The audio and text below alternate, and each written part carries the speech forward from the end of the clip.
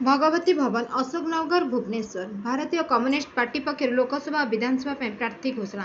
गणतंत्र और संविधान विरोधी एकछत्रवादी बीजेपी और यार एनडीए मेंट को परास्त कर यार विकल्प भाव गणतांत्रिक धर्मनिरपेक्ष सरकार गठन कर। संसद और विधानसभा सीपीआई एवं वामपंथी प्रतिनिधित्व वृद्धि कर।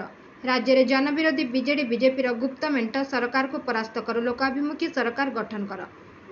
2024 संसदीय निर्वाचन और ओडिशार विधानसभा निर्वाचन एक संगे एक घड़ीसंधि मुहूर्त अनुष्ठित होउछि। यह भारतर संविधान और गणतंत्र भविष्य निर्णय करिब।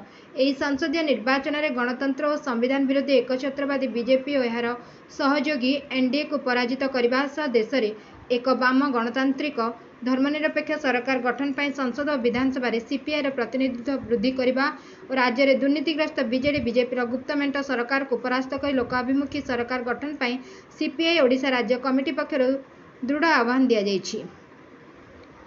दुर्नीति भ्रष्टाचार विलोप विदेश में गच्छित भारतीय कलाधन फेराई आनी प्रत्येक भारतीय जमा खाता को 15 लाख लेखाएं टंका देवा, वार्षिक 2 कोटी कर्मनियुक्ति, नारी निर्यातना बंद करने, कृषकों आय 2 गुण करने, दर वृद्धि बंद करने, भारत को विश्व में सर्वबृहत शक्ति सर्वबृहत अर्थनीति और विश्वगुरु कराइबा सह सबका साथ सबका विकास स्लोगान दे मोदी नेतृत्वाधीन बीजेपी एनडीए सरकार क्षमतासीन है।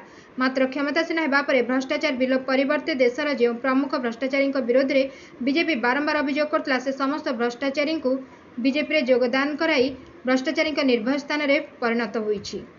Bureau report 51 news agency.